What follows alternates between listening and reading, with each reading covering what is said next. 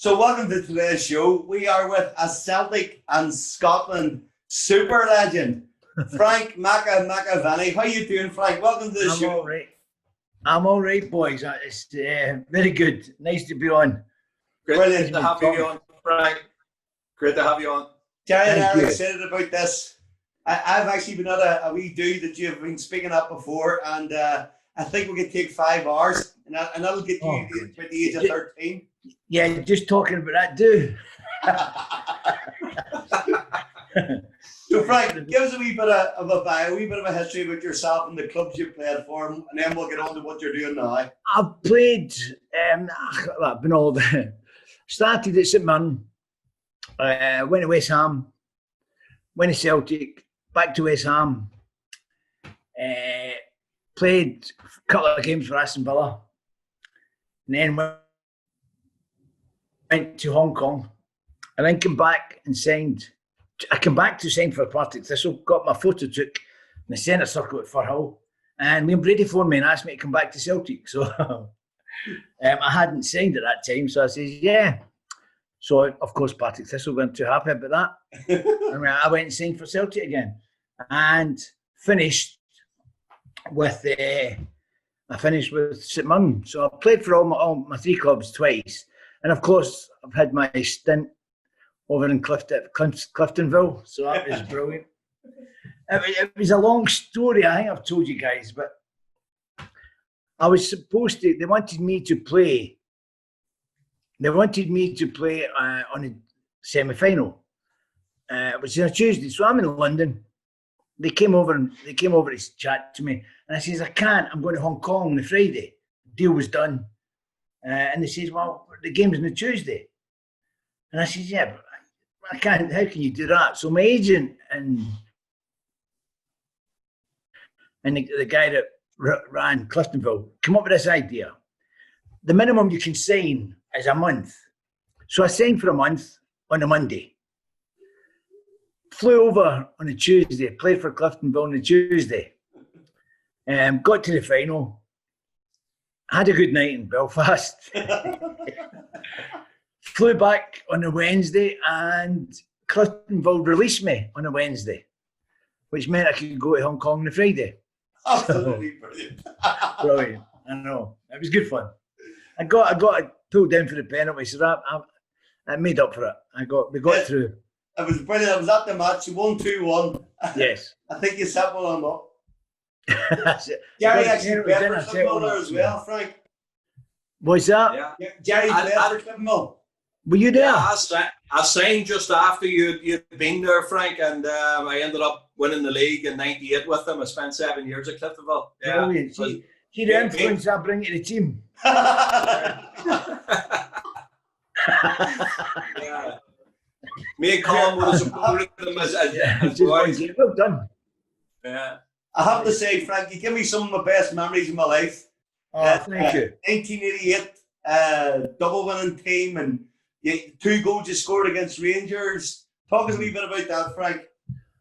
Well, it was hard for me because, you know, me being a Celtic boy, my dad, I used to go to the games with my dad and uncle, and sometimes we'd go with a couple of priests. My dad was looked after the church and all that, and so I was a proper Celtic supporter, as you can imagine. And when I signed for Celtic, it was a dream come true. And the last thing it was only 4 games into my contract, and we went to Ibrox. The last thing the manager said to me was, don't get involved. 14 minutes later, I was sent off. I was charged with inciting a riot and breach of the peace. Don't get involved. It's brilliant. The manager Big Billy kept reminding me of that. So I thought I'd let everyone down. So when it came round again, 2nd of January 1988, I've never focused so much on one game. I really did. I thought, as I say, my dad gave me stick, and even though it wasn't my fault to get sent off, but he gave me stick, and I was a wee bit annoyed because I thought I'd let everyone down. Luckily, we should have beat them, you know, to be honest with you, but I didn't. They're all saying, oh, it was a great game, and I'm saying, I don't know, I was in the dressing room 14 minutes, I seen. So that was all right. 2nd of January, went out, and it was the first time we had to shake hands. You know, all that nonsense to show that we're all together and all that kind of nonsense. And I'm shaking hands with everyone, saying, I know them all. You know, I'm saying, you're getting it, all that kind of stuff. And it was an absolute farce, all shaking hands and then waving to the crowd. And I just wanted the game to start. And of course, we absolutely pummeled them. And if you remember that Rangers team, I mean, they had some wonderful players. Mark Walters, it was his first game.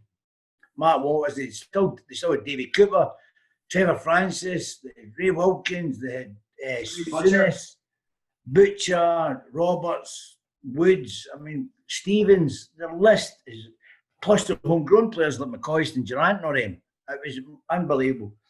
But Bullis organised a team, Big Caesar McGaffer. He organised a team full of Celtic supporters, or ones that could be easily persuaded to be Celtic supporters. The majority of the team were all dyed-in-the-wool Celtic supporters, and that's why we got by that season. So we absolutely battered them. And when you've got a player like Paul McStay on your side, anything can happen. So as a centre forward, to have a player like him behind you was sensational. He knew when I was coming short. I mean, you guys won't know, when you come short, sometimes you're coming short, you're just coming short to take the defender away so that somebody can get in behind you and all that kind of stuff. Paul knew what I was doing. He knew when I was coming short, didn't want it. He knew when I wanted it. And sometimes I'd come short and he would just do that. And that was my cue, just spin it. It means there's nobody over the top, and he would just put it over the top for me. And there's no many people would catch me. So he was a wonderful player. So probably the best pass in football that I've seen, when he turned Souness and everyone else out to play in again and put the ball through to Chris Morris, put it across. And believe it or not, Andy Walker's behind me shouting, "Leave it." It was unbelievable. But I never, obviously, put it in.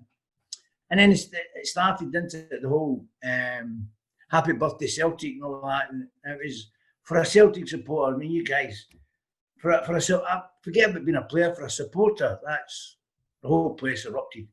And then when I scored the second one, they just didn't. They just didn't. I mean, I couldn't believe it. I told Wee Durante, it was a free kick, and Wee Durante's marking me. I said, "You've got no chance." Wee Durante, what a wonderful player, but he couldn't jump. So I knew I had him. And that was it. I won the header and made it 2-0. Again, the stadium erupted. So it was special for a boy, who was brought up as a Celtic supporter. It was really special. Never forget that day. Never, ever. I was watching it 10 minutes ago before you come online.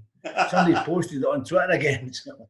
I've watched it a few times at night with a couple of beers in me too, I'll tell you. Oh, I tell you what. I mean, I remember, the fun people say they remember the goals and all that, but the funniest thing for me was Tommy Burns. Tommy's crying, he's seen 100 years, people remember us. But the funniest thing for me was when that Maggie Thatcher was trying to give Tommy the base of the cup, which is the heavy part. Yeah. Tommy's going, "I don't want it." He wouldn't take it off. He's going, "Nah, it's too heavy." She's going, "No, you're going to take it." He's going, "Nah, bollocks to that." So that was the funniest thing. Seeing Tommy arguing with Maggie, that was brilliant. Class. It was a good day, as you can imagine. It was a good day. You actually must be reading my mind, because I was going to ask you, how good a player was Paul McStay? Oh, God. In my eyes, he was world class. I was fortunate to play with Ken Dalglish, who's up there. I mean, God, he was my idol. In '77, when he left, I was in tears. I was crying, and I thought my world had ended when Kenny went to Liverpool. Little did I know that I was going to play against him and then play beside him in Scotland and become his mate. It's just incredible. But Paul he just had everything. He had vision. I mean, see today's players, they get the ball and they look sideways and backwards, and Paul never done that. Everything was forward. And he didn't mind passing the ball and losing it. Everything's about ball retention now, isn't it? Paul was actually, yeah. trying a pass and it get cut out because he would fight. He knew that I would fight. He knew that everyone would fight to get it back. He was linked with Manchester United about every season, Frank, and I was delighted that he was going to come to United. I'd be United fanatic. Yeah. And, for one, if he had came, it never happened. So I was disappointed from that point of view. But you're right, the maestro, what a player he was. He was incredible. If he'd have went to Man United, we'd have been talking about him among the greats. You know, that's how highly I rated him. So, you know, and he gets so shy. You know, he gets so shy when everyone when Wally said to him, Frank makes you world class, he was all shy and all that. You know, that's what it does. I said, but you know, it's just the way Paul is. You know, he just every day was the same. He was a captain, but he led from the front. He wasn't a shouter like Roy or Tommy or anything like that. He just led by example. Yeah. I think wonderful player. He turned up to, I think it was a training camp United had, and Rio Ferdinand and Giggs were all still there at the time. And Paul, I think it was out in Australia, and he brought us a couple of kids along. And the kids were like, there's Rio Ferdinand, there's Ryan Giggs. But they were saying to Paul, you couldn't give us your autograph. And his kids were like, Dad, what are they getting your autograph for? And they thought, it's Paul McStay. Some of the boys, I was talking to Rio, and he was saying, some of the guys are going, because Rio is a big fan. And Rio was going, you're the best player and all that. And people were going, who is he? And they're going, who is he? He's a world-class player. He's the best midfield player. He says, you couldn't lace his boots and all that. And it's great. You know, all the normal boys like Scholes and all that knew who Paul was, but all the foreigners didn't have a clue. No, I didn't have a clue. But that's in life. I didn't have a clue in life, but in football, they were not bad. I wanted to ask you about that. Do you remember that when you went to court with Woods and Butcher? Yes. I think you were having a drink or something. You're all having a drink or a coffee or something together at the trial. No, well, we went to court. You couldn't make this up, boys. It was called Goldilocks and the Three Bears. That was the name of the court case. So it was very, very weird. But we had to go to court every day. And no matter what people think, I don't want to shatter anyone's illusion, we kick lumps out of each other in a park. But we'll go for a beer night after it. You know, we do, we're civilised. So I'm talking to, and I knew all the boys from England because I'd played against them, you know, Big Butcher. We got him relegated, tried to kill me. He was at Ipswich, we got him relegated. It was funny. He kicked another door in. I kept seeing him. Doors don't kick back, you know. That big Terry being Terry, you know, that was him. So we were all sitting, and I swear it, boys, we're all sitting and we're eating lunch together all week. And I went and got them lunch on a Friday. And of course, I got them all fish dinner. They didn't have a clue, boys. My agent, who's a proper one of them, and he's going, no, I don't want a fish. And they're going with some and he's going, that's Catholic steaks. And I'm going, what? And Terry Butcher's going, it's a fish. He didn't have a clue. So it was good fun. But we got, I still say to this day, if one of us four of us get charged. If one of us get guilty, the four of us were guilty. And if one of us get not guilty, then I still believe that to this day. So when it became Chris Woods, or Christopher Woods, guilty, Terence Butcher, guilty, Francis McAvennie, not guilty, I burst out laughing. And Chris Woods was not happy about it. And I don't know if I can swear on your programme, but in the dock, Chris turned around and he went, you fucking started that. So that was quite funny in the dock when the guy's banging, the judge is banging, all that kind of stuff, because everyone's howling because of what he said to me. And Graham Roberts, not proven, but only in Scotland can you get that. Not proven. And Rob was going, what's that mean? I said, they know it's you, they can't prove it. So that was so that was good. And then, of course, turned up, we were playing Hearts the following day. Hadn't trained all week. Playing Hearts the following day, turned up at the hotel Friday night, all the boys are applauding me and all that. And that's when I come out with that great saying, they couldn't even beat us in court this year. So, So that was well remembered. So, Absolutely class, man. it was good fun, if it can be. I mean, when I was getting charged, they had to get took in. I thought it was Ronnie. I thought it was one of them mad X-Men, you know, one of them psychopaths. Because there was hundreds of press, and I'm thinking, who's coming in after me? No, it's for you. Oh, what? You know, so it was one of them. It was funny though. I mean, I got a week off training, so you know me, I always like a week off training. And tell me here, I heard a good thing about what you said to Paul Lambert at St. Mirren. Tell us that. Oh, Paul, I just, I forgot about it. And, I forgot, he was one of the kids just as I was leaving. And he's doing my boots and all that. And I was with Frank McDougall and all that. Smoking and all this. And I said to him, he's come out and do my boots, can I do your boots? And he says, yeah, go on. In front of everyone, I said to him, do you smoke, son? He said, no, I don't smoke. I said, do you drink? Nah, don't drink. I said, do you like getting out with a woman? Nah, no. I said, you'll never make it, son. So, I forgot all about it, and he told that a couple of weeks ago on the Go programme. Brilliant. I forgot completely. How wrong could I have been? It was a joke there. Because it was what player? Great player. Mate, he was my boot boy. He was my boot boy, and so was Shea Given. He was my boot boy when I was at Celtic. Celtic. I know, and they let him go, saying he wasn't any good. Yeah, that was a good match. That was brilliant. Get rid of him, and then we signed Julie Andrews. I remember Big Andrews. Oh yeah, that was a lot of logic in that one. Get rid of Shea and sign Big Julie. And what happened to Julie? Didn't you leave after the centenary season? Yes. Well, listen, the reason, I'm not going to get into it, but there was reasons why I got offered more money at West Ham to stay. And Celtic says, look, we'll give you the signing on fee, tax free. And I'm going, why would you do that? And he says, well, we pay the tax, but it means that we can get the headlines. And we can say to the people in Scotland, Frank's coming back for a £1,000 drop in wages because he wants to play for the club. And he says, we're not telling any lies. He says, but we'll give you the sign-on fee, tax-free, which makes up the balance of the money at West Ham. And I said, brilliant. As long as I get it, don't care.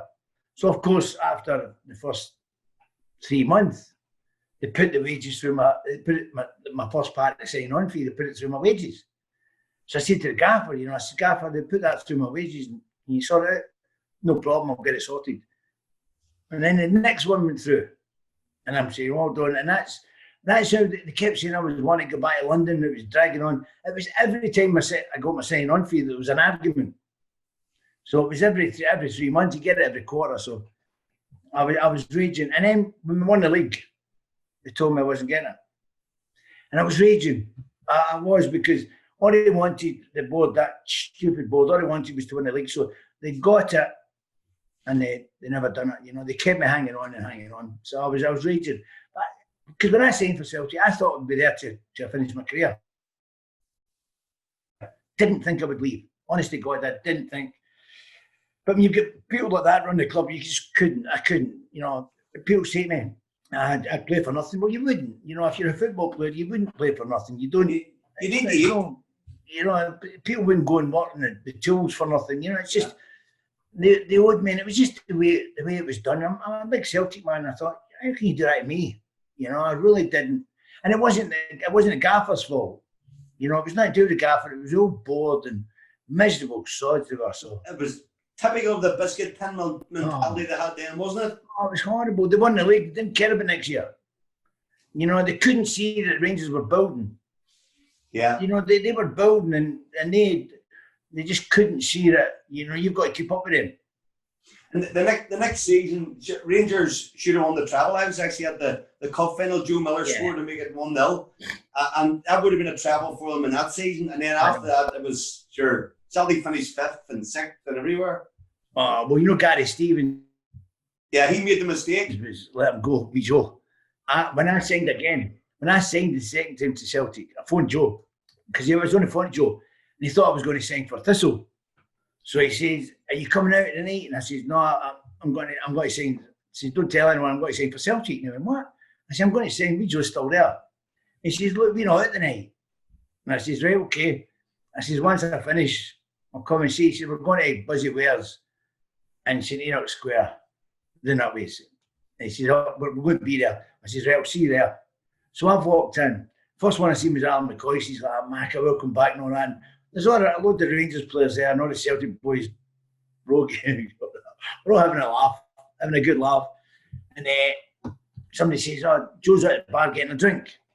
So I went and walk over now. As I went and walk over, Joe's standing here. Gary Stevens is here trying to get a drink behind him. And I walked over and I said, "Gary, if you'd got that close to him in the cup final, he wouldn't have scored." Well, he was not happy. But Joe nearly dropped out of the drink. He was just doing that. Oh, that was it. Welcome back, Mac. It was brilliant. Good start. Very good start.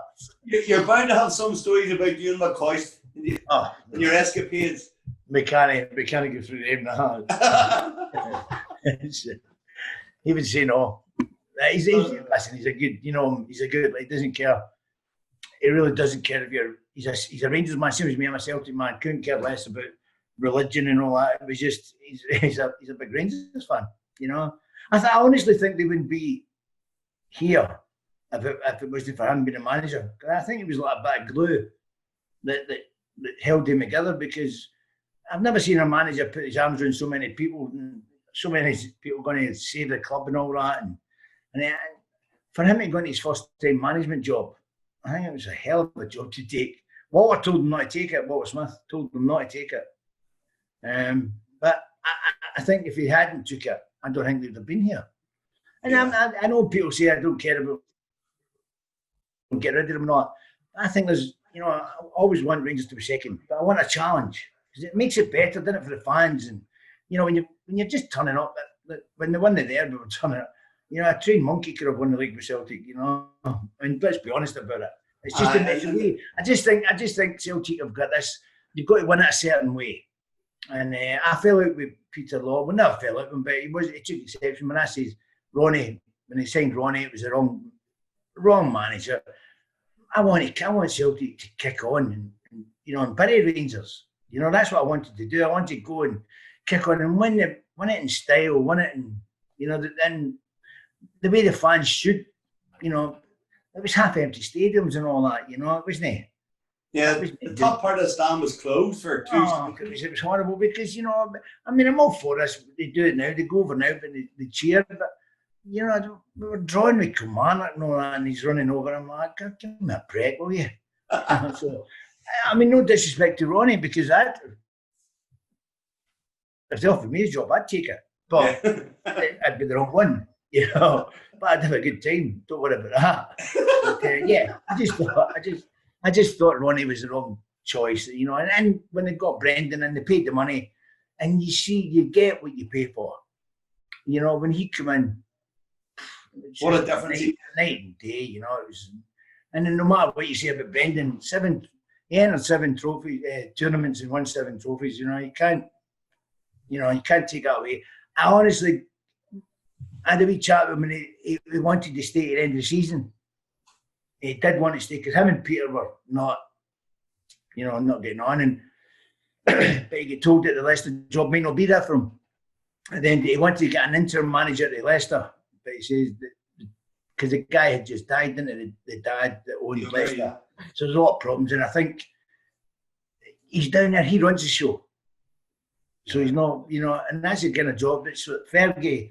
That's what they had at Man United. Fergie ran it. Everything. Oh, top to bottom. Well, that's what Brendan's. He's old school. A lot of coaches now come in and they don't bother about running a club. I would want to do everything, because it's on you. If I'm signing players, I want to sign my players. not who you think's good. You know, and I think Brendan was that. It's him. Don't get me wrong, he brought in a couple of duds, but he got rid of them quickly. Because a lot of people forget it's hard to play for Celtic. I suppose it's the same with Rangers as well. It's a massive stadium, and every one of the fans want you've got to win.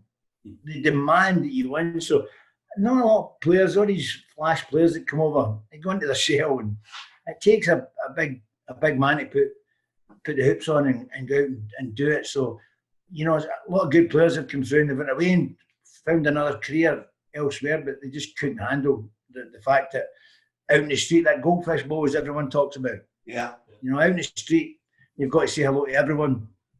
You've got to fend off all the abuse for Rangers and all that kind of stuff. So, Right, And you have a big personality. Which actually, I made a career. Go on. so I was going to say, what actually leads me to something that people don't know about you, and that actually shocked me. So tell everybody what they don't know about you, Frank. I was only kidding.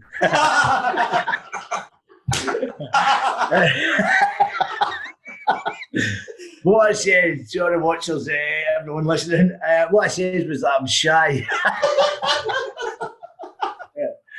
I'm a little bit, but not really. No. Aye, when you're sleeping. I'm sleeping, yeah. Yeah. No, I've got two sides to me. There's a people don't know about me. My missus knows straight away. There's a Frank and then there's a Macca. And there's two sides to me. So yeah, it's different. When I'm at home and all that, I'm Frank. And when I go into a Celtic night or out in a club, I'm Macca. Simple as that. Just give them what they want. I've only ever seen Macca. Yeah. So is most people. I don't let a lot of people into my house. Frank, you were saying. So tell me. You were saying before. Go ahead, Frank, Jeff. sorry, Frank. You were saying when you seen the George Best jersey that he was a good friend of yours and he looked after you when you went to London. Yes, it was. His agent was the same agent as mine, Bill McMurdo. Right. So with the same agent. So when I went to London, George and him had a place called Blondes. There's this bar restaurant in Dover Street, which is magnificent. Just can't say any more than that. It was brilliant. I mean, it was jam packed. The food was gorgeous. Honestly, the food. And then you go through the wine bar, all glass fronted place. Across from, I don't know if you know London, across from Dover Street wine bar, just down a bit, big glass fronted. You go in the door, go left, that's the restaurant, go right, it's the wine bar. There's a corridor at the back. It was, honestly, guys, it was magnificent. Just everyone wanted to talk to George, you know, and you hear a lot of stories, but I only take people as I find them. George was great to me, right from the start. It was brilliant, so it was good fun. So and I got to play in his testimonial as well, didn't I? Over there, over at Windsor Park. I played in his testimonial, and it was strange because I was at Celtic at the time, and Billy says, "Just play for half an hour." And I says, "Yeah, all right." Really, one of the best players in the world to run this pitch. You don't want me to play half hour? No, wasn't going to happen, was it? So I'm on, and as I'm running out to warm up, you run out of Windsor Park, it was mobbed. And they're all applauding me. And I'm going, this is not right. This is not right. So I ran back in. And I came out again. And it was, F off your fingers, lad. Right, okay. That's more like it. More like it. I feel at home now. So that was it. But George, yeah, with a good night. With a good night over there, with George, I had a good night in Belfast with George. Yeah, it was good fun. But yeah, it was just such a nice guy. You know, he didn't have a listen. People laughing on it when I say it was great to go for advice because anything I was going through, George went through it. You know, and so it was good because listen, people forget he retired at 25. I know. You know, 26, something like that. It was incredible. You know, and when I say that, he went to America, but it was, you know, and he beat 10 players and scored or something, didn't he, that one? He was 3 stone overweight and beard. I know the advice you were looking. You know, was it Miss World or Miss Great Britain you wanted to go out with, and what champagne to drink? No, we're all sitting. There's a lot of things that we're sitting. We're sitting. George was just, I can't say, but he was magnificent. You know, it's just some of the things that used to come out when we were sitting. We're all having a meal and we're having a laugh. It was after a Scotland game. I arranged with George for the boys come back. Me, Mo, and all that. We're having a laugh, having a meal, and I said to George, it came out, didn't it? You ever played in the World Cup? No, he hadn't. And I had, so I all went silent. And the answer he gave me, will love me to dear die. He says, when you've slept before Miss World, come back and have a conversation with me. So you can imagine, I just died. I really, what a comeback. And I said to him, I've not even spoke to one. He was going out, it changed because he was going out with Mary Stabbing at the time, so I spoke to her. So she's gorgeous. So yeah, I really did. And I missed him. I really did when he went. So went far too early for me. So anyway. I haven't heard anyone say a bad word about him, ever. No, well, you get people saying, he was ignorant to me. But I remember one time, I told Callum this when I met him. I was in Blondes and the waiter comes from the maitre d' says, George is there. And I says, oh yeah, I was with a crowd of people. I was having a meal. He says, he's through the bar. And I says, okay. He says, can you go and make sure he's okay? I says, yeah, no worries. So I went through, George is sitting his own. And I walked over and there's a couple of spaces. I walked over and I went, George, you all right? He went, Mac, how you doing, sir? I went, oh, I'm all right. He's bluttered, absolutely bluttered. You could tell he'd been drinking all day. And I said, what, come and join us? He went, no, I'm with somebody. I said, who are you with? He said, don't know. So that was it. Don't know. That was it. And then 2 gorgeous women come out of the toilet. And they just nudged me out of the way. I get the big out. And I said to George, is this who you're with? He went, yeah. I went, do you need a hand? And one of the girls says, no.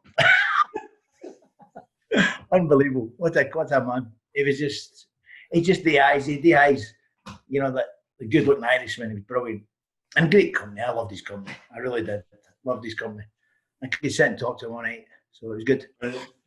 And tell me this, do you think he was better than Messi? I know you think Messi's brilliant.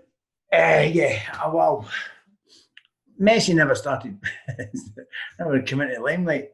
You know, I'm a great fan. I thought Maradona was better than Messi.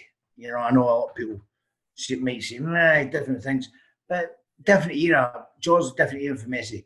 Can you imagine George not getting kicked? You know, the players kick him now.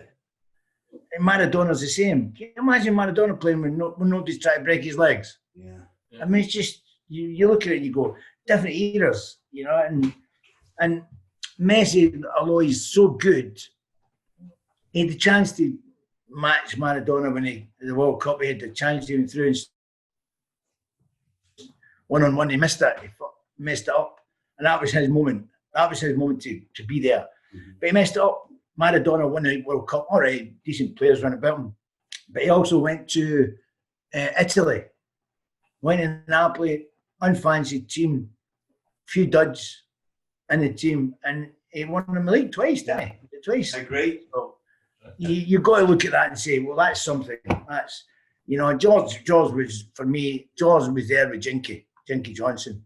Two of them. Brilliant. I was going to ask you, because Jerry Stanlaw reckons George Best is far better than Jinky, and I argue from Black and Blue that Jinky was just as good, if not better. The two of them, I just couldn't compare them because different kind of players. But Jinky was an out-and-out winger, just an out-and-out winger.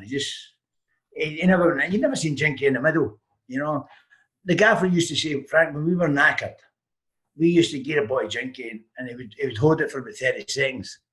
And that's a lot of time in a football park when you're trying to get a breather, you know. So he would go beat 3 players and then come back and beat them again. And all the boys would be going, opening up their lungs and all that and drinking beer and running up and down. So that was him. And did you spend much time with Jinky? Do you know what? When he was a bit, I had a few nights with him, a few carry on with him, but he's some boy. I mean, what the difference with George, when I met George in London, he was a great lad. I didn't play with him or anything like that, but great lad. Jinky I watched as a boy, you know, so, and when I signed my first game at Parkhead for my first game against Hibs, the gaffer held me back. He wouldn't let me run out with the team, and that's when I said I was shy. And I want to run out with the team. Why run out your own, you know? And because I thought the fans, I was the same. I wanted Charlie back, Charlie Nick. I didn't think they were coming in for me. So, the manager, Big Bully, said, "No, you're going your own," and it's helped me. And as I went to run out the tunnel, me Jinky's appeared for nowhere, you know, and he's gave me a cuddle, and he says, "Just enjoy yourself, wee man." He stood there and I was up there. And I was like, brilliant. And I thought that's what Celtic's all about, you know. All the players were about the club at that time. You know, Jinky, Bobby Leonard's my coach, you know. They were all there, nearly mocking. Oh, God. Legends. Biggest wind-up merchant ever. So he was there with the young boys and all that. Brilliant. You know, he was a kit man, wasn't he? He was, every day he was in doing something. And we just get some great characters. But to see our aim about the place, Betty he was always in about, you know. So it was good to see the Lisbon Lions. And I think that's what clubs are all about, isn't it? And I think that's the difference in Celtic. That boy, Jimmy, went out his way to come and see me. He didn't know me. You know, he didn't know me.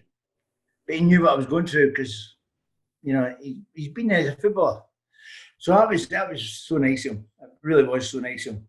Brilliant. Absolutely brilliant. And it got pals because when they were pulling down the jungle, it broke my heart. But you see me and Jimmy just walking around, cuddling each other and laughing. And, you know, and Rogie, it was brilliant with Rogie, Anton.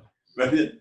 Anton flung his jersey into the jungle and they flung it back. I never laughed. I have never laughed so much. You're a bad man. I think they just got the wrong person and just flung it back. But it was a wind up. Somebody just went, "Watch this," and flung it back. Well, Rogie was he was crucified, wasn't he? It was so hot. Micah, they flung it back. Oh, brilliant. In fairness, he did well. He was actually good for Celtic. Rogie was brilliant. I mean, we played a certain way. You know, all these great teams that are doing it now, and it's all different. So apparently it was just invented, you know, 3 at the back and all that. We done it at Celtic. But you can only do that if you've got the players that's going to do that, go forward. We had Chris Morris and Rogie who could run all day.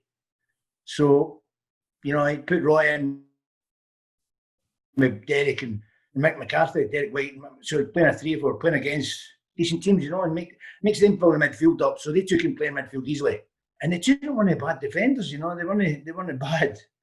Rogie once or twice played centre half, but you know, we're playing it. Remember the old lights at Parkhead? Yeah. Big those old lights. We're playing Hearts. Rogie's playing centre half. Getting beat 1-0, and their keeper kicks a ball at Henry Smith. When the balls come out the lights, and Rogie's missed it. Mick Galloway ran through and scored 2-0 at half time. Well, you can imagine the gaffer. He's going off his head, going ballistic.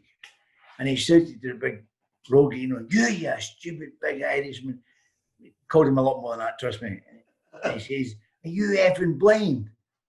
And Rogie says, "Well, I'm a wee bit blind to this." Well, the manager hit him with, so I don't know what he hit him with. I'm rolling about, you know. Somebody says that to you, don't say a word, because you know this guy is raging. Keep your head down. He says, "Well, I'm a wee bit blind to this." Oh, brilliant. What a laugh. But we got a draw that night. We pulled it back 2 each. It was, the whole place erupted again, but it was so funny. Some of the things we used to get up to was incredible. I love Rogie. He was on the phone to me a couple of days ago. What a character, what a player. What's he doing with himself now, Frank? I don't know, he's in Oxford. He's doing it. living in Oxford. The taxi's not all right. I think he's doing all right. He's got a company. Roggie's biggest problem is he's a manager of a company and the owner of a company, and he does all the work. You're defeating it a wee bit. You're supposed to let him do it. So he's brilliant. Roggie's, he's a great lad. He's so on. He came up to, was it Jenky's funeral, Tommy's might have been funeral, and he come with the boys. He just came, turned up. We seen him at the graveside and all that. He never came with the boys. He's just some boy. Rogie. Is he not involved in football at all? He's just some man. I love him. Me, him. Oh, him. He doesn't go. It doesn't bother me. What about you? Are you a host at Celtic Park, Frank? No, you're joking, aren't you? They don't pay you. Imagine going to do that all day, but they want you there at 12 o'clock to 7 o'clock. You're like, oh, I didn't do 7 hours when I was a boy working. And they don't want. See, when I go to West Ham, they pay me a lot of money to go and do the lounges. They don't want to do that at Celtic. So what I do when I go to the games, I go with the missus and we just have a day of it, make a day of it, go and get. And they don't allow you to drink there. So if you're working, which rules it out for me basically. There's no chance. So I get sacked anyway because they'd catch me drinking. But at West Ham, it's compulsory that I have a drink. Nobody else can drink, but it's only me. So they say we couldn't have you without a drink because they just wouldn't be right. Nobody believe them. So the difference in the two clubs, So it's good. I go down to West Ham because if I'm working down there on a Saturday night or on a Friday night, I'll stay over, go to the game. It's good. It's good to see all the boys. I went down for my birthday. They took me on the pitch, my 60th there in November. And it was great. Took me on the pitch, gave me a jersey, number 16 in the back, and speaking to the crowd and all that just before the game. It was great. And Mourinho came over and shook my hand and all that. I thought he must have thought it was somebody else.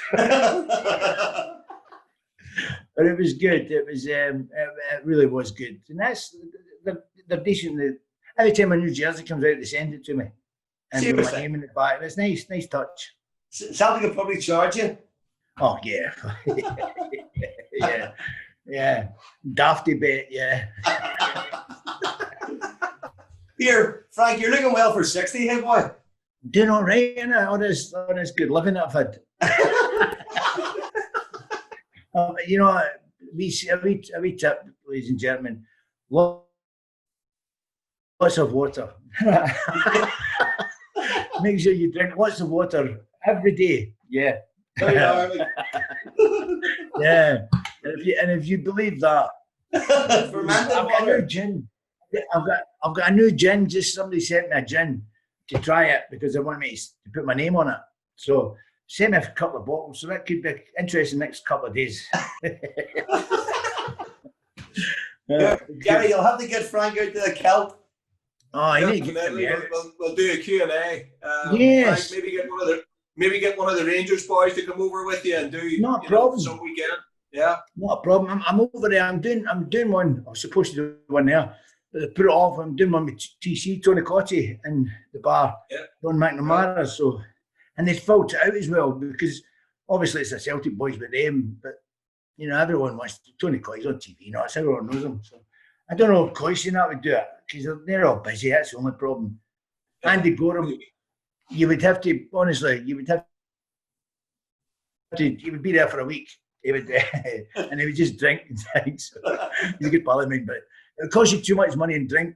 But yeah, if you wanted, I can get in there, boys. Whether Coyce would do it, I don't know. But Derek Ferguson, a good lad, I know him a lot. And as I say, Andy Gorham.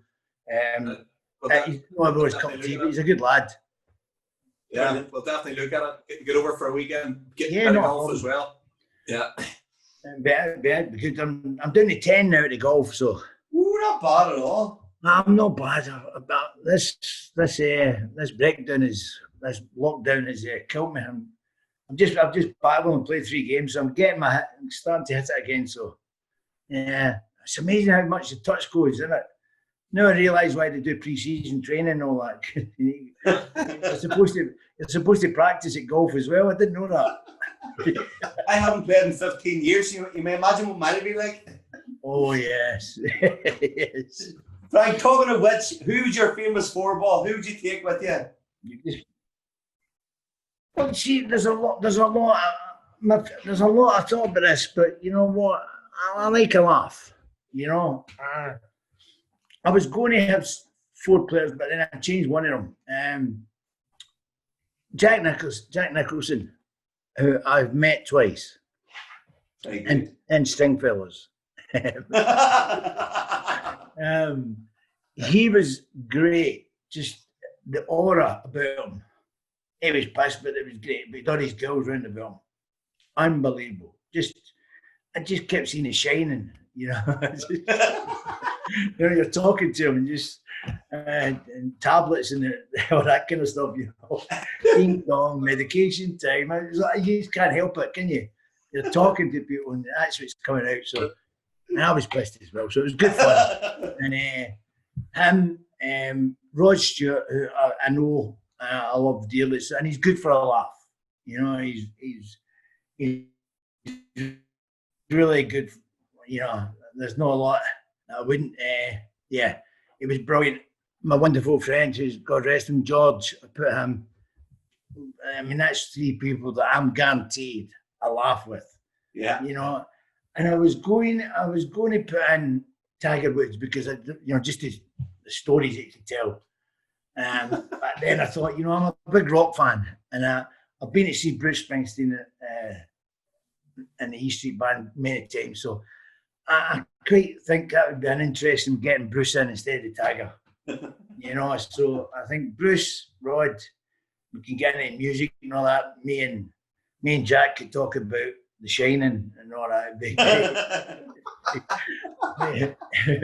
Maybe the hospital ward or something. I don't know. Maybe we could talk about something. I'm sure we'd find something that would be interesting. But it's yeah, that would be good. It'd be a great football and me just to sit in a bar. Magic. Well, listen, I have to say before we go, a big thanks to your good friend Michael Mazza, fellow Malacans man like myself, for introducing us. Not a problem. He still owes me a drink. You know that. Anyway, God, I could be waiting a long time. You will. You may grow that beard. Listen, it's a wonderful pleasure, honestly. Brilliant. Jerry and I are absolutely delighted to have you on. You're a superstar, and hopefully we'll see you out in Spain soon.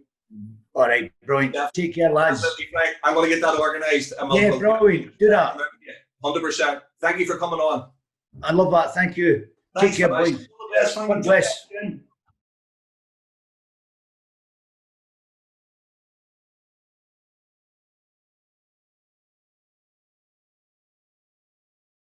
So welcome to this week's show. Jerry and I are joined today by 2 Irish League superstars, Chris Morgan and Ian Young. Welcome to the show, lads. Lovely to see you.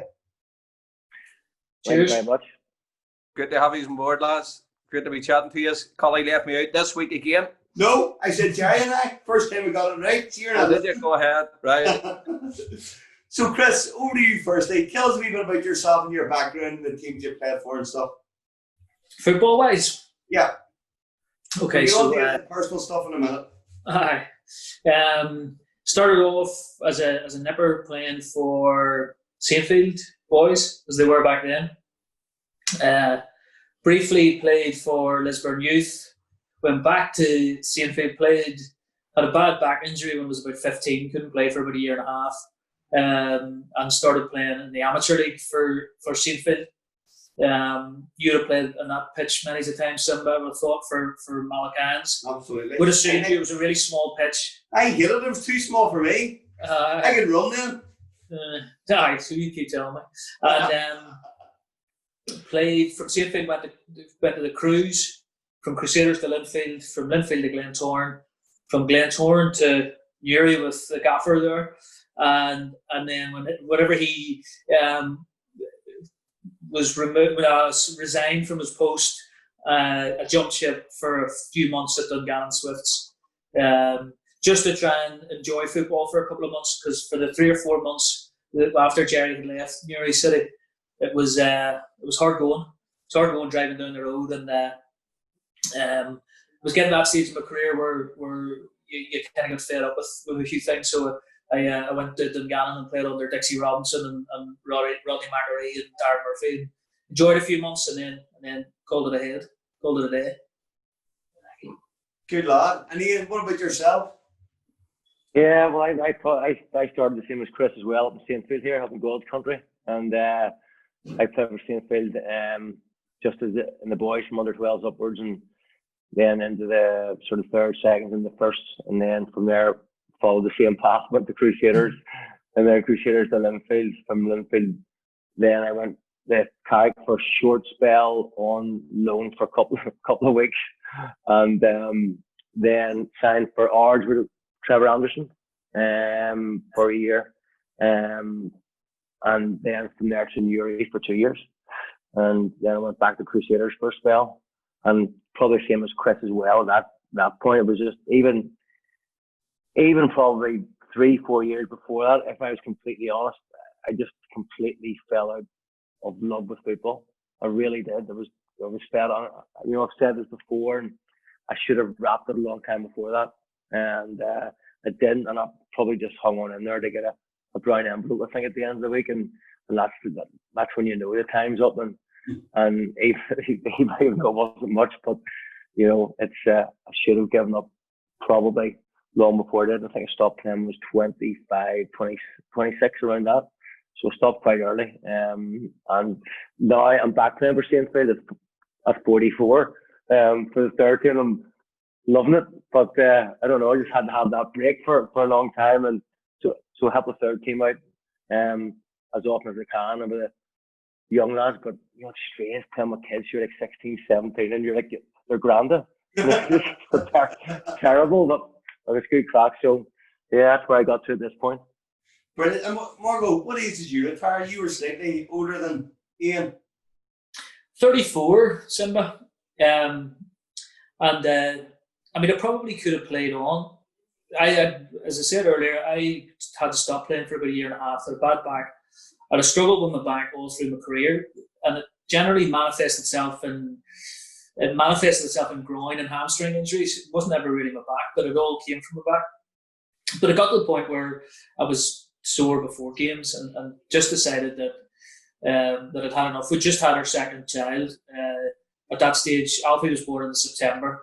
I played that season, and he was tough going for a few months. So I used to drive to Newry on a Tuesday and a Thursday night. I would come in from work, have to leave the house pretty much straight away, and do that drive down. It was through the traffic, 6 o'clock, you were getting down in Newry.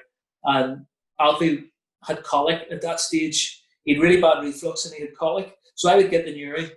As I was going out the door, he would be crying. And you had that feeling of guilt that I was leaving Ashley, and we had another or Isabel was only 18 months at the time. So I had driven down, taken an hour to get to Newry, and I got out of the car and I would have phoned her, and Alfie still would have been crying. And you were doing that thing of, you know, I wasn't enjoying football. I had responsibilities in the house. I was 34, was done. Well, I was only 33 at that stage, but I was done. I knew it was done myself. And everything kind of came together that it was probably felt right, you know, that I stopped playing at that level. And I didn't really want to drop down too many levels, because you would have, you know, if I dropped down and played at a lower level, you'd just get kicked from week to week, you know. And there's so many times I wish I had went on and played, because you can't go back, you can't get that time back. And I've been involved. I've always been involved in football since I stopped, be it through the media or whatever. And in the last probably 12 to 18 months, I started playing futsal.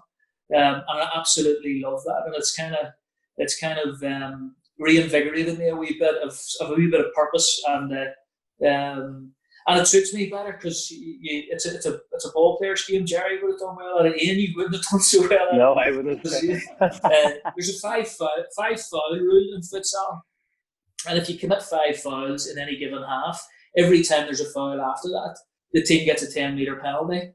So people like yourself, Ian, it wouldn't have been made for you, man. That definitely would not have suited me. Definitely not have suited me. It's a real slur on your reputation, younger. Isn't it? I know it's terrible. It's a fact. It's reality. I was just misunderstood. or just a wee bit late sometimes. Yeah. Sometimes very late, yeah. A lot of times. I just avoid tackling altogether. Suit me better. So Jerry, you played with Chris, did you? Or were you player manager or just manager? No, I'd retired at that stage. I tried to sign him about 2 or 3 times, didn't I? And then finally got you. And then you wanted to retire at one stage. Remember even through a couple of games, and then you said, "No, I'm done." And I said, I'm not letting you go." And there's one chance, I think, I can't remember who it was against, you missed. But we had Stephen Gard coming through at the time. And I just knew Chris playing alongside him would just be, as I said, his game and his intelligence upstairs, and just finding wee passes for Gard, because he was just like a wee bunny, Duracell bunny all over the place. But my idea was get Chris alongside him, and then he's holding it up and just teaching him wee things and trying to introduce it into Stephen's game. And then he ended up leaving. We Gard ended up signing for Trimble that time. Do you remember? Well, Stevie has stayed after I had gone. You forget, because after you left us all in the shit, you forget. Now, I've still sympathy for you, because I used to see the emails from the chairman telling me who to pick, and he never picked me. He never wanted me in the team. I don't know why. In fact, it was the first contract I ever signed where I got a goal bonus was at Newry. It was the second contract I signed. And I was on a couple of quid for scoring a goal. And second game of the season, 2 goals in the first half, 5 minutes into the second half, another one drops in the box. They all were about 6 yards out every goal. Third one in the net, and I'm thinking, 50 quid a goal here. That's 150 quid I've made here. And 10 minutes later, my number was up, the board was up, number 9, and I'm coming off. And Jerry's going, "Chairman came down there, had a word to get Morgan off. Lost some money here. Don't worry about the game. The game we might still lose the game, but let's cost money, get him off." We ended up getting beat 4-3. Brilliant. So tell me, lads, what are you actually doing now? Chris, what are you doing now? Right now?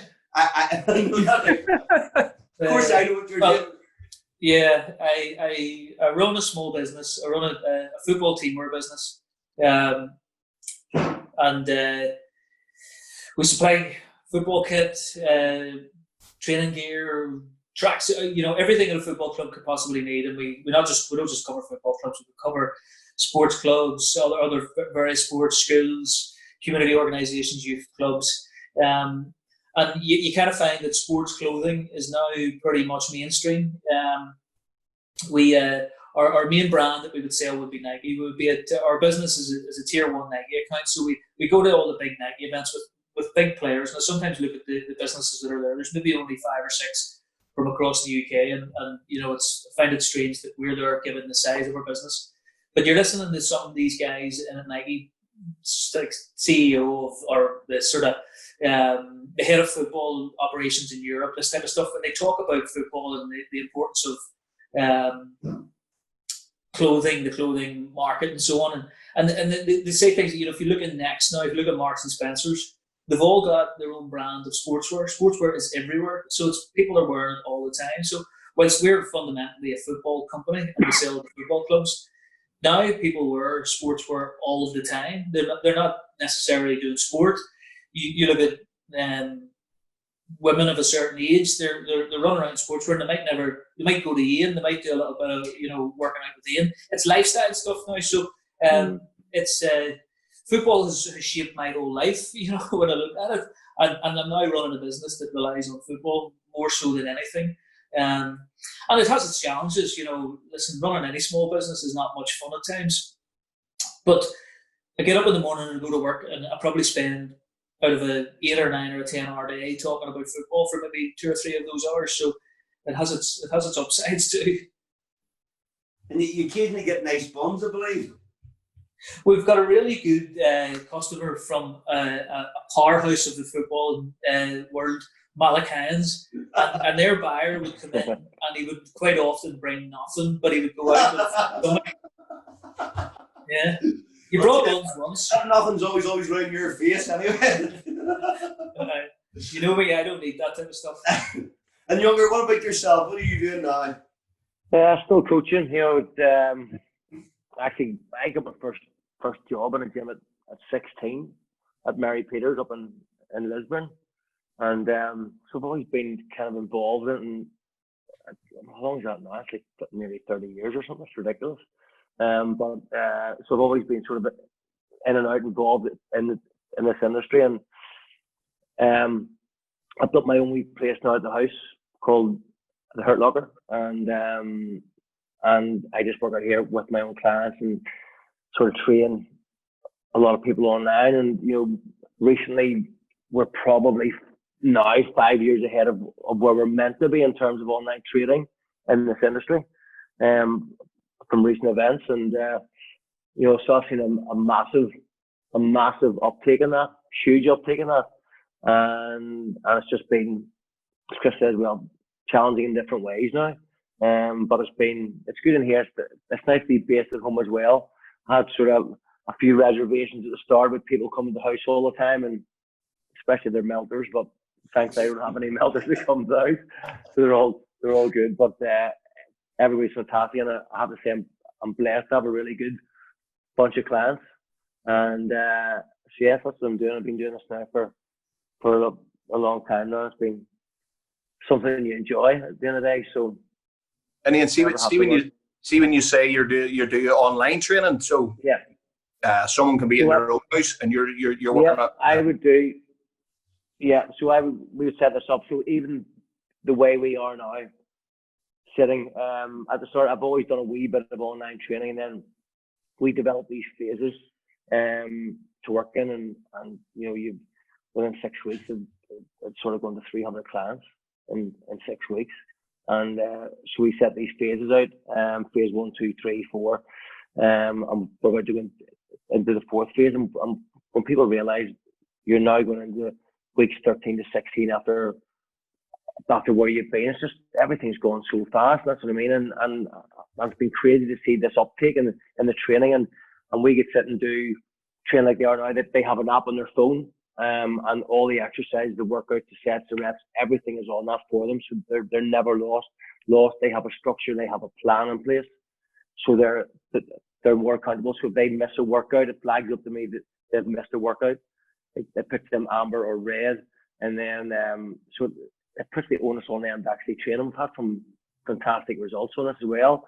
And then from Monday onwards, within that, we do private Zoom sessions like this, which I do with Leander. I've done them with Dale Farm. I've done them with Boojum in this lockdown, and I'm getting more and more contacts from corporate clients asking, can I look at like an insurance firm I'm doing from tomorrow, an American-based one. So I'm taking their clients, and I really think this is what you're going to see, where before firms possibly offered clients a membership to a gym, I think they're going to offer them a membership to like an online type thing where they can encompass everything. We'll have, which I'm starting next week, I've been working on developing, where they can do everything from the comfort of their own home. They can do their yoga, their Pilates, they can do their HIIT, their strength, and everything's just in one place to do it at their time. You'll find out, like, the amount of people and businesses that are now reassessing how they work in terms of, are they office based or home based? There's been a massive uptick in this worldwide, and even Zoom now. Zoom's now worth more than Hilton Group and American Airlines. I think it's like £43 billion or something. It's just skyrocketed over the past 8-9 weeks. So it's been good from that respect, and it's really kept me taking over, because obviously I'd lost everything, because we had those big boot camps and those big training camps where we had Ashfield and we had Raft, more outdoor ones, and they were big sessions, like huge. And then all of a sudden it was like a carpet just pulled away from me, and it was all football and just gone like that. So it was about flipping really quickly and sort of trying something new fast, and we did that within 4 or 5 days, and it's just skyrocketed, which it's been great. You know, it's busy in a different way now, but it's good.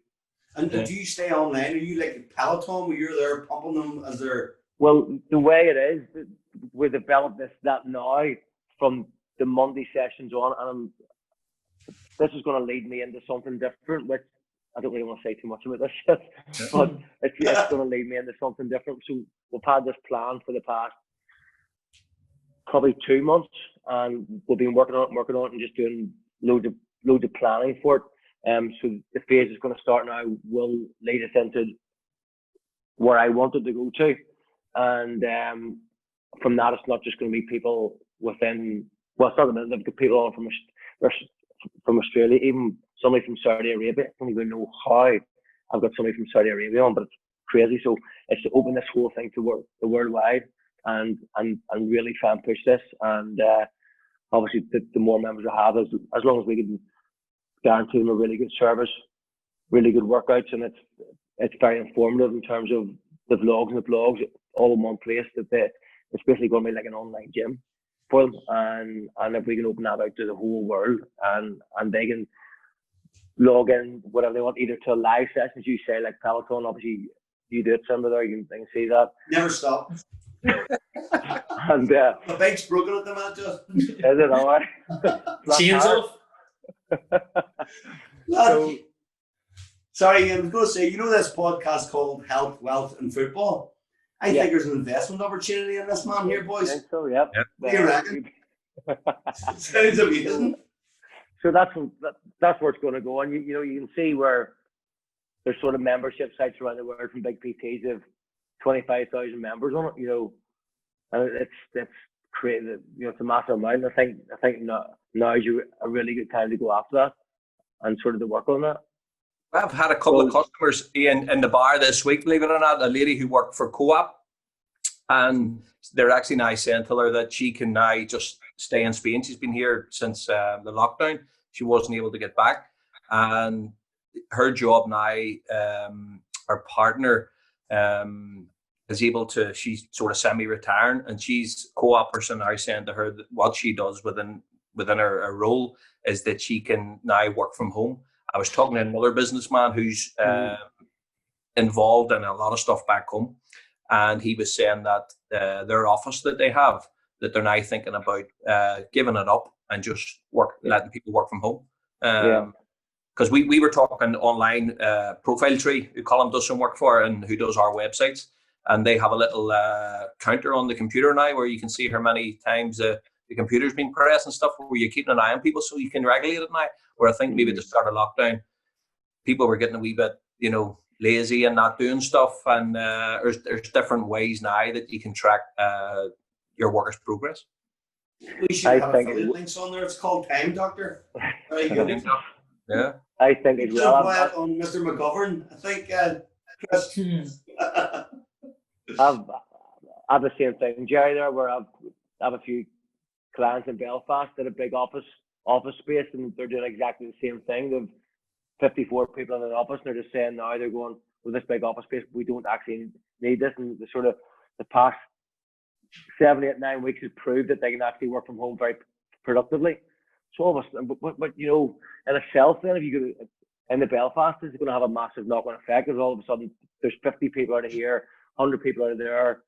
Like, what's going to happen to all these deli counters, all these sandwich shops, everything? It's just going to have this massive knock-on effect. And it is a big change for everybody involved. And it's going to be exciting but strange how it pans out over the next 6 to 12 months. Yeah, there's going to be quite a few businesses that will actually suffer in a big way, but there'll be great opportunities for other businesses, the likes of yourself, an online gym. And again, it can be at any time, because a lot of people with traffic getting to them and stuff like that. It's like we're doing a wee thing at the minute, and we'll speak offline. I would like to get more information on what you're doing and probably join it. Whether Collier or not will do it, I don't know. He'll have a few excuses, hopefully. But I give him a big order. Yeah, your dial-up internet wouldn't work. Is stabilizers? The problem with the bike is stabilizers. There's one of them broken. He can't do it without the two stabilizers on the bike. Yeah, well, definitely get you put on the RC. Chris, what about you? How do you think it's going to impact upon your business? Well, I mean, I'm generally speaking, I'm a glass is half full with everything in life. So, I mean, I'm fairly certain that our core business relies on football participation levels. And we've our list of clients, we've got good clubs on board with big membership. And I'm fairly certain, I mean, that football's going to come back at some point. So as long as the pause in our business probably hasn't been a bad thing, and at some point football will come back, and people that have been away from it are only going to want to get back in greater depth and spend more time at it, because they've missed 12 weeks, and it might be 16 weeks, and it might be 20 weeks before they're back at it. So it's a case of we've paused. When things resume, I'm quite confident that business will go back to normal. I'm not sort of at no point was I fearing that this could be the end. You might have to react. Your business might look slightly different whenever you go back. My primary focus was in ensuring that people didn't lose jobs, and that continues to be one of my main focuses. And I believe we'll be all right. But the same token, you don't know. We're sort of being guided through a little bit, and there's a little bit of hope now, and the resumption of football training, which clubs were allowed, IFA guidance allowed them to go back on the 8th of June, and some clubs are back, they're preparing to get back. But it was almost like a switch was flicked. All my staff are furloughed with the exception of me. But I'm managing about 4 or 5 email accounts as well. But everybody's now contacting, they're all coming back, we're ready to go, this is the business we're looking to do. So whilst we'd set ourselves a growth target, we're not going to achieve that, because we'll have lost 3 or 4 months of business. If we're back trading in sort of semi-normal terms by August, I would imagine our figures from August to December will look something like what they should have. So I'm not overly fearful, but there's loads of things that I don't know. And when you run a business, you generally don't know. You're quite often just stumbling along and making mistakes and recovering from mistakes and moving on to the next bit. So, but it is an industry that will resume. People will always need kit. The good thing is the fact that they've been away for 4 or 5 months, they're going to probably want new stuff. And hopefully they've all been eating plenty and putting weight on, and therefore their kit that they had is not a fit them. So they're going to all need to buy new stuff. So, but on a serious note, I'm not overly fearful. And if we need to react, we need to do something different, we'll do that. You know, it's a case of just waiting until such times that we're back in a semblance of normality to really assess the impact in the business. And I'm not quite sure what the impact has been, probably for another 12 months. Mm-hmm. I know you're coaching with Rosario, like myself at St Mary's, and any plans of going back? We're looking to start small-sided stuff tomorrow night. Well, myself and another guy, we take the 09 team, and we're cut from the same cloth. We're champing at the bit. The club have told us that they want to. They've got our facility at Unitia is a Belfast City Council facility. So there's a lot of due diligence needed there, and make sure the facility is safe for people to resume. But as soon as we can be back, we'll be back. I mean, I'm coaching my son as well, and from his perspective, I want to get him out doing things again, because he massively misses it. But as soon as we're given the go-ahead, we'll be doing it. And if it's small groups, it's small groups. I think sometimes you can be creative in your coaching, and you can find different ways. So it's I'm looking forward to it. I think we'll probably be allowed to train again somewhere towards the end of this month, and I think that'll be the case for a lot of clubs. They'll start to find their way back, and as each stage we get through, hopefully there isn't a second wave as being predicted. But as each stage unfolds, we can do a little bit more. I guess there's a sense of a little bit of excitement that, you know what, at some stage we'll be allowed to play a game here. You know, you take things for granted massively in life, and if anything, I'll be honest as well. This time at home has been, I've enjoyed it. It's you know, I've spent time around my family more so than I would have done in normal circumstances, and that's been brilliant for me. I haven't had to worry about minutiae. There's been no stuff getting involved and getting, you know, nonsense that drags you down. It's been removed, and we'd have to go back to normal life at some point. But I think I could live with being a lottery winner and do nothing. Live the Jay Finn lifestyle, is that what you mean? Yeah. I know. Every morning he posts pictures. Look at my office today. every single one looking over either the Marmon or the Mediterranean. It's not bad, tell you. Nice. I've done about 4 hours work before you're even up. That's the thing. Nobody believed that. Even Debbie believes that. Honestly, God. I work different hours from you. I'm up every morning at 5 o'clock. No. Honestly, he is up there doing anything. At 9. He tells me what to do. So, lads, you both played for Crusaders. I want to ask you, was there a wee link between Saintfield and Crusaders? Obviously, you both played there, and you wore the same coloured kits too. Good point. The kit thing's a coincidence. The link is actually a good friend of Ian and myself, a guy called Fraser Evans. Now, there's a guy from a business perspective that you would be interested in. Fraser, Abbey Insurance, Fraser? That's the very man, yeah. I met him a couple of times through a mutual friend, Leonie Power. No, he's a top man. He's a really good friend of both of ours. He's somebody that I would actually speak to regularly about business as well and take advice from, because what he doesn't know is probably, he's very successful. So, but he's also on a level, and you can speak quite normally with him. But he was the reserve team assistant manager to a guy called Jim O'Rourke, and when Ian and I would have both been playing for Saintfield, and he signed both of us at different times, a year apart. And he was really the connection at that stage. Paul Dwyer, who's also from Saintfield, signed for Crusaders around the same time as us, although he had less of a connection to playing for Saintfield than both Ian and myself. But he was the guy that brought both of us to Crusaders. So slight connection. The colours is a pure coincidence, though. All right, I just thought there might have been some sort of linkage there, just when both of you said you'd played. Chris, I retweeted last night. You remember the scuffle with Big Kirk and Bingo? Someone had found the footage of it, and I'd retweeted it because a lot of people were saying, "Well, where was you and Chris Morgan?" I says, "Well, I was up marking, and we were standing at the halfway line just chatting whether we're going to Milk or McGuinness's tonight." I was too young. I actually, you see me at the back end of it. I come in like something like a puppet on a string. Somebody's pulling my arms. I'm bouncing around, doing absolutely nothing. I'm not getting involved in anything. But I'm there, and then I quickly get offside. I sort of I'm out of the picture after a bit. I was on the bench that day as well. Who has a story about Big Kirk? You, Margot? Pardon? Who has a story about Big Kirk? Have you a story? Yeah.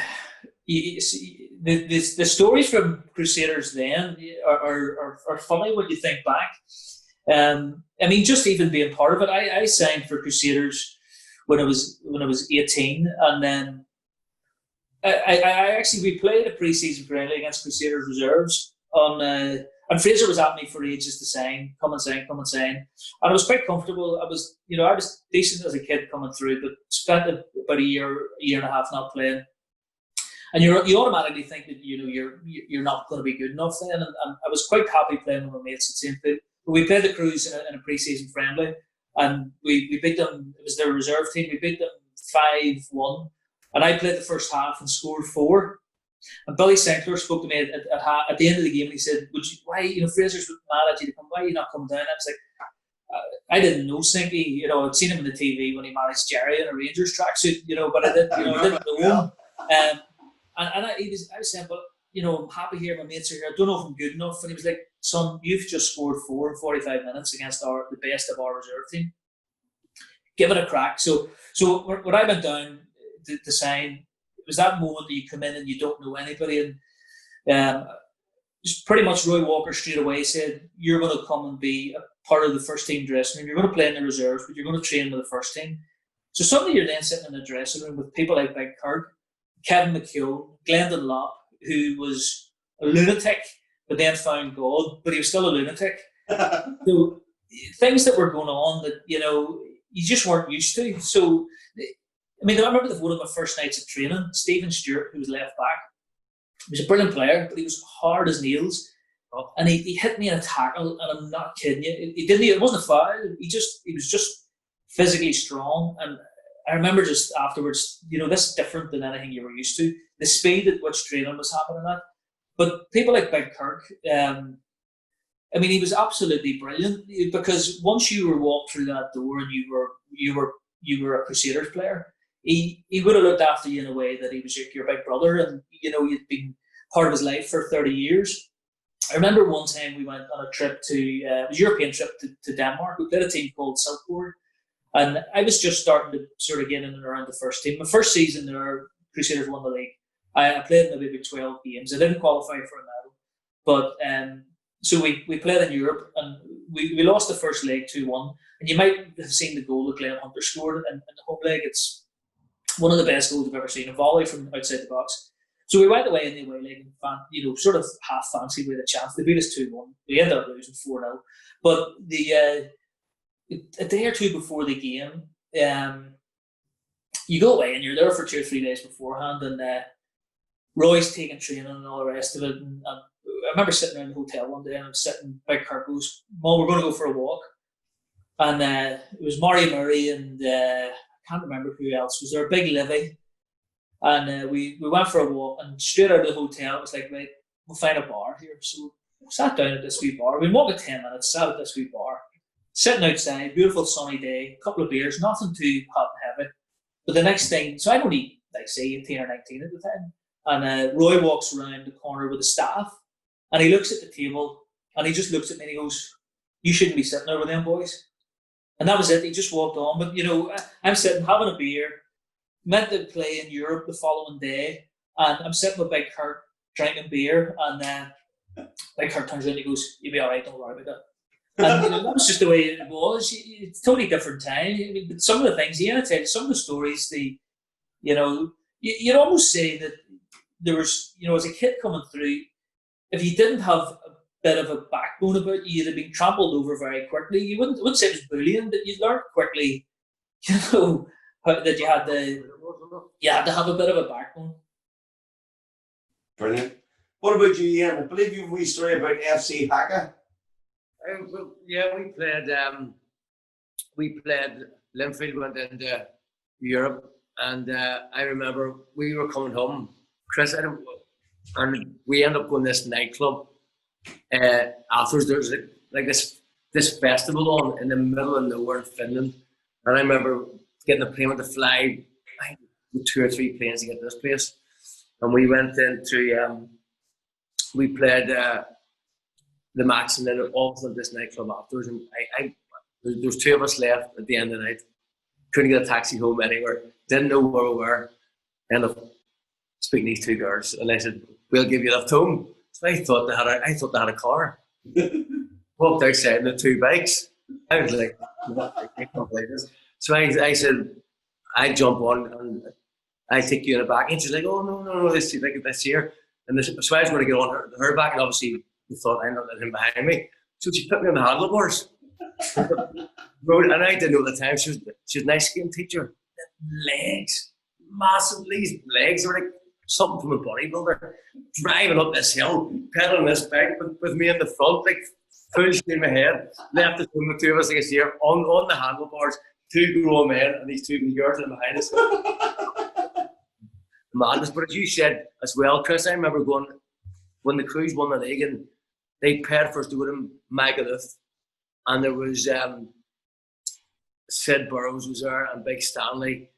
Big Stanley went, Glenn Dunlop went, and then you Donald O'Brien. So this real half and half mix of all the credit, all the credits. This isn't religion here. It's not half and half like that way. It's not pros and Catholics. It's Christians and haters. Christians and lunatics. Correct. So it was like all the people who were seeing, and then all the lunatics. The ones who were meant to be the lunatics were seeing, and all the good. They were mad. They were lifting people on sunbeds, throwing them into the pool that they hadn't even met before. Standing and just thinking this was hilarious. I remember sitting there going, at this stage I was like 17, 18, going, meant to be good living. And they were getting on like these absolute lunatics. But it was, what a trip. 1 week away, and we arrived at the airport, and Roy walked in this wee plastic bag, and to Tony O'Connell, Chris, he was so we arrived at the airport, and all of us could give him spend the money in this wee brown envelope at the airport to take away. was only about 35 quid each. Like, that was it. Oh man, brilliant times. But it was really good fun. Good crack. Absolutely brilliant. So lads, what I want you to do is tell me something that people don't know about each of you. So away you go, Younger, you start. Well, not a lot of. I'm a massive country music fan. A lot of people think, now I'm probably the older I get, I've kind of sort of gone into that. The more I'm nothing better now sitting down on Sunday night or Saturday night with a glass of red wine, listening to Luke Bryan's or Luke Combs or something like that. I love it. I'm literally morphed into my dad, probably 40 years too early. I would be probably not a lot of people would expect that of me now, but definitely Jimmy Buffett and all those boys, George Strait, just amazing. So your Raven days are over, is that what you're saying? Raven days, big box is gone. What about you, Margot? Yeah, you asked me this earlier. I was couldn't really think of anything that was going to be. And one of the thing I'm going to say, it's not as shocking as Ian's. That's brutal. How does Debbie feel about that? I feel like I'm going to divorce you here as my best mate, but how does she feel? The thing that struck me, and it's something that I said to you, I read this about myself, I can't even remember where and how long ago it was, but I read, so I was a fan saying one stage that I looked like the type of person that had no interest in football, but I only was involved in it because I was good at it. And when I read it, I just remember sort of half feeling disgusted about this here, because anybody that knows me, as I said earlier, my life has been, I'm completely and utterly absorbed in football, and I have been since I was probably about 6 years of age. So it kind of was one of those things. When I looked at it, when I read it, I was I kind of didn't know what it meant in terms of you look like somebody that's not interested in football. I don't really know what that person looks like. I sort of envisaging like a train spotter, round glasses and sitting on it. Well, looking at trains going past. But I'm still like a kid when it comes to football, in terms of just my as I say, being totally and utterly absorbed in everything about it, from kit to statistics to analysing tactics and coaching and so many aspects, the commercialism of it, everything about football I'm totally and utterly encompassed by it, and it felt like a real sort of indictment on me that this person suggested it. What was the biggest slur anybody could have said about you? Yeah, that's what it felt like, yeah. You could have said a million things that are actually worse, but they wouldn't have had the same impact. Well, here, I couldn't go off this without talking about our Collingwood Cup win. You have to talk about that. Is that the one where you came off the bench? Barry on Twitter. You came off the bench. Jim Lawler, now of Manchester United fame, hard to believe that the guy that took us in that team then became also the same man that signed the likes of Vidic and Evra. But he asked you to warm up, and you turned around and said, "Jimmy, I'm roasting," and you zipped this tracksuit off. Is that right? The best bit about that, the Korean team who we beat in the last league game. Yeah. Do you remember that? It was the coldest day I've ever played football in my entire life, and they won the toss and played against the win. It was like Hurricane Katrina. I've never seen anything like it. So we beat them 5-0 or something, and they got back in, and somebody said that in their change room, "Oh God," he said, "Look, we lost it at the toss." The captain turned around and said, "I won the toss." Yeah. They were all standing behind in the final, and Big Jimmy's like, right, we're 0-8 against Cork, and he said, "Warm up." He said, "Jimmy, I'm roasting." You're busting your chops. You were brought on to take out their danger man. Touch him. I nearly broke him in two. I was Alexander getting on. Your whole role was to stop their danger man. You came on and absolutely buried him after about 30 seconds. But the best bit about that trip, and I'm going to bring it up, is that restaurant that you shut down. Jerry, you'll love this here. We went out on one of the nights, and you were a student, so there was nobody was flush. You were maybe down the court with whatever amount of money in your pocket. You had to, I probably had to feed yourselves. But we went out to this restaurant. It was all you can eat for a £5. Simba got into that restaurant. It was a pizza place. Fair to say, Simba, they ended that promotion very quickly, didn't they? You telling people there's posters me the next day in your bar. The best part is big skinny Jim McCluskey had more than me and you put together. Oh, well, it wouldn't be much to eat more than me. But no, that trip, it always amuses me now the way student football has fallen away, because that was probably one of the best football experiences I ever had. It was a week of football, and the conditions were 90-minute match every day, and possibly the worst conditions I've ever played on pitches that should never have matches be played on. You got the 90 minutes on the last day, on the Friday, and went to extra time and penalties. I took a penalty, and I have no idea to this day how the ball went in the net, because it had literally nothing in me to hit the penalty, and it trickled along the ground, and the goalkeeper just stood and watched it go into the corner. And we won, and I've won loads of things in football, but that would rank up there with any of them in terms of just that experience of good crack. Student football was brilliant because there was an element of seriousness to it, and I got the World Student Games off it. I went some great trips. I went to America with Big Lawler, took us to America, and Simba. You want to see Lawler in America? He was unbelievable. But I got to Saudi Arabia on a training camp for the World Student Games. I went to Sicily. So people miss out on brilliant actual experiences and really good sporting experiences. But student football to me, as much as I was about the crack, getting pints at the end of something, it's pretty much what I lived for back then. So there was about 16 or 17 of us in the big jacuzzi in the hotel, the Metropole, whatever you called it. We were in the best hotel in Cork, no joke. St Mary's College, they were in a hostel about 4 streets away. That was the goal. Giving out a rickety bus. Where's the big lorry? Everything down to a T, didn't it? Well, here, it was brilliant. Yeah, and he ended up, he was meticulous. It was quite a professional approach for the ramshackle of blokes that were in amongst it. But he then became chief scout of Man United, so he clearly knew something. So, you possibly put him on his road there with that introduction in the 118th minute of extra time. Did we tell them that, Chris? It was some crack, have to say. Really enjoyed it. So, lads, this is a regular feature. I want you to tell me who your 4-ball would be. You're going to take the pub, dead or alive. It's not about golf, it's anyone in the world. Go ahead, Younger. I said Vinnie Jones, definitely. Oliver Reid, because he's the pure mental. Oliver Reid. Who else was taken? Obviously with me there. Gordy Best.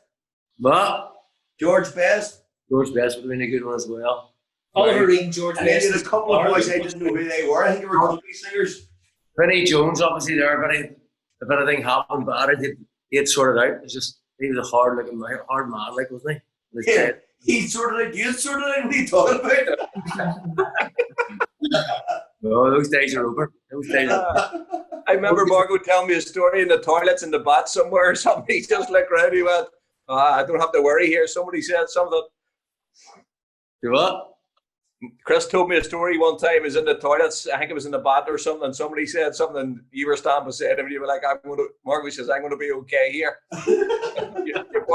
your boy never said anything after about 10 seconds. I was just misunderstood in the toilets as well. Brilliant, Younger. So, Chris, what about you? What's your favourite What's your 4-ball? Well, you give me the opportunity to bring people back from the dead, which was all good of you. So I'm bringing my old dad back. He'd be quite happy because it involves going to the bar. He's a wee bit like Younger was it Oliver Reid and George Best, so he would probably fit in that company. And then I'm going to take it down the road of it's going to be massively influenced by Spurs. So I'm going to have Danny Blanchflower. I'm going to have Glenn Hoddle, and I'm going to have Mauricio Pochettino. Brilliant. Absolutely brilliant. I'd say that'd be some crack. I don't know if Huddle would fit in the bar, mind you. He probably want to talk about Eileen Drury or something like that there. But I'd maybe get him just to do KP-ups or something like that there, just to show us his skill. Super. Well, lads, see, before we go, tell the viewers where they can get in touch with your business, Chris, and indeed Ian, your business too. Well, you can get in touch. My business, Club Sport NI, we're using Profile Tree as well. Just developing our website. You'll find that at clubsportni.com. Facebook, the same, and we're Twitter and Instagram. So anybody out there that's on the lookout for anything new, give us a shout. And I'll give you a personal plug. I highly recommend the business. Very good indeed. Thanks, Biscuits. Ian, go ahead. Yeah, on Facebook, Facebook page is just Ian Young Fitness, and then on Instagram it's iFitNI. So iFitNI. So just let you know, there's loads of recorded live workouts in there. So I'll be looking out to see if you're on it. If you're in the mood. I'll be doing it, and then I'll get him to send some videos of Collie doing it as well. He gets all this bad press, but he is working hard at the minute. Get that telephone back. Well, lads, that was absolutely outstanding. Thanks very much for taking the time to come and chat to us today. Brilliant. Yes, Ian, thank you. Guys. Absolute pleasure. Thank you. We'll chat to you soon, lads. All the best. Thank you. All the best. Good luck. Bye-bye.